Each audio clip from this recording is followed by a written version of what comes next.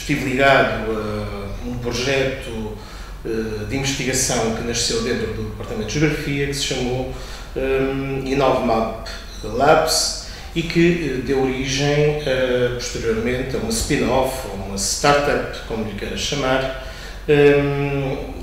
que posteriormente foi incubada no IPN, no Instituto Pedro Nunes da Universidade de Coimbra, e que se chama InnovMapping. Uma empresa que continua no rumo do sucesso e da qual eu fui CEO, se posso assim dizer, entre 2009 e 2011. Bom, no que diz respeito a esta entrevista, eu penso que todos nós, de alguma maneira, nos confrontamos já, ainda que, pelo menos com os nossos botões. Se um dia me perguntassem qual era o livro da minha vida, qual era a música da minha vida, o filme, etc., já fizemos garantidamente todos esse exercício, e confesso que quando fui convidado para o materializar, para o pôr em prática, tive muitas dúvidas. Se fosse algo relacionado com a música, garantidamente que não teria as mesmas dúvidas, porque a minha adolescência foi, enfim, foi crescendo e foi-se desenvolvendo a ouvir música dos Beatles, sobretudo, e John Lennon, e portanto a canção Imagine é, sem sombra de dúvida, a canção da minha vida. No que diz respeito a livros, bom, eu penso que as nossas personalidades não são estruturadas propriamente por um livro, um autor, vão sendo reconstruções permanentes e dessas reconstruções fazem parte garantidamente das nossas vivências, das nossas leituras, etc. Por isso foi-me muito difícil selecionar um livro. Se eu tivesse de fazer, se tivesse de selecionar um livro ou um autor, sobretudo um autor, garantidamente que também não teria grandes dúvidas em eleger o professor Agostinho da Silva como a minha grande referência, quer na minha maneira de estar na vida, quer na minha maneira de estar na ciência, portanto, em termos pessoais e em termos profissionais.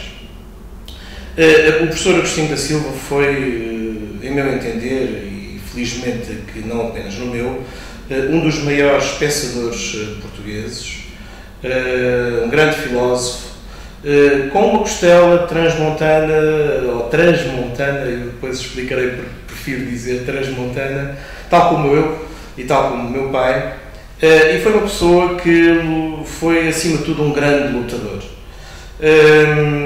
É uma pessoa que, de facto, não nos deixa, ou é alguém que não nos deixa uma grande obra literária, mas como alguém me chamou, o professor Agostinho da Silva não fez... ele próprio é um poema, não é um poeta, é um poema. Eu gostava de lhe deixar aqui 2 ou 3 citações que me tocam profundamente e que de alguma maneira documentam porque é que Agostinho da Silva é efetivamente uma das minhas grandes referências. Ele diz, por exemplo, neste livro Um Agostinho da Silva, que é um dos meus livros de cabeceira, que normalmente tenho necessidade de ler com alguma frequência. Agostinho da Silva surge assim diante de nós como o homem novo, aquele que em si próprio encontra a verdade sem precisar de recorrer a citações, a ideias feitas para fundamentar o pensamento. Fazer citações pode nos dar um certo prestígio aos olhos dos outros, mas para o homem novo só é verdadeiramente importante aquilo que experienciou, aquilo que lhe é revelado interiormente, aquilo que lhe disse a sua própria voz. E é realmente assim, quando queremos que as nossas ideias sejam bem aceites, apresentamos citações, porque sabemos que é difícil contrariar a opinião de um homem ilustre, mesmo que esse homem ilustre tenha dito uma tremenda banalidade. E de facto isto é uma frase que, ou estas reflexões, batem frequentemente na minha maneira de estar na vida. Poderia ler várias outras referências que considero muito interessantes e que considero matriciais também na estrutura da minha personalidade. Este é um outro livro de Agostinho da Silva que considero como grande referência. conversas soltas, digamos assim, com Vítor Mendanha. Eu devo dizer também que comecei a cultivar o gosto pela obra e pela personalidade de Agostinho da Silva quando ainda era relativamente jovem e via com enorme curiosidade as Conversas Vadias, que era um programa que passava na RTP. Por outro lado, e como falei da costela transmontana que tenho, eu não posso deixar também de invocar a importância que na estrutura da minha personalidade Miguel Torga teve e tem e terá.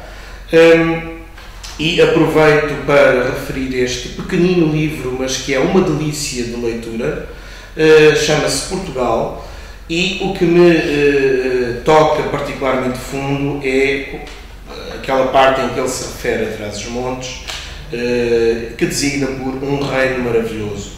Lendo-lhe muito rapidamente a caracterização simples, mas perfeitamente objetiva e pura de uma singularidade e de uma cristalinidade ímpar do homem transmontano. Homens de uma só peça, inteiriços, altos e espadaúdos, que olham de frente e têm no rosto as mesmas rugas do chão. Fiéis à palavra dada, amigos do seu amigo, valentes e leais, movidos por altos sentimentos que matam ou morrem. Ufanos da alma que herdaram, querem-na sempre lavada, nem que seja com sangue. A lendária franqueza que vem nos livros é deles realmente. O nome de Transmontano, e não Transmontano, como muito erradamente se diz, muito frequentemente se diz de forma errada, o nome de Transmontano, que quer dizer filho de trás os montes, pois assim se chama o reino maravilhoso que vos falei.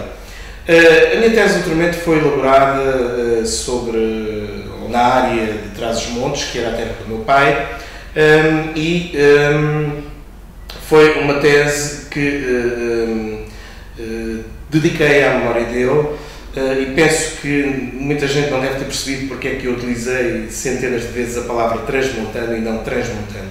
Como já deve ter percebido, o meu pai faleceu há uns tempos e foi uma figura matricial na minha personalidade, na definição e na estruturação dos meus valores e dos meus princípios.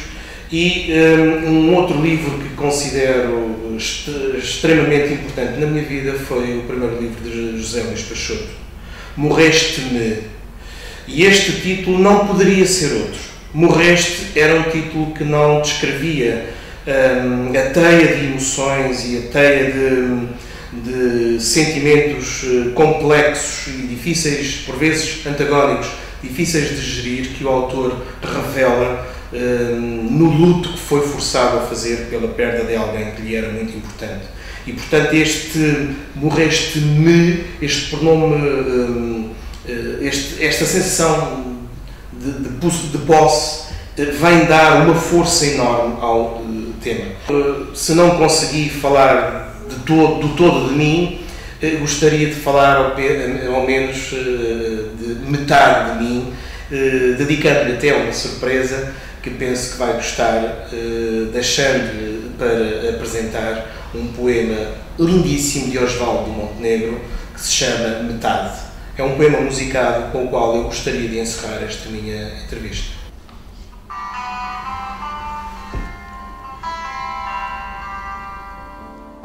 Que a força do medo que tenho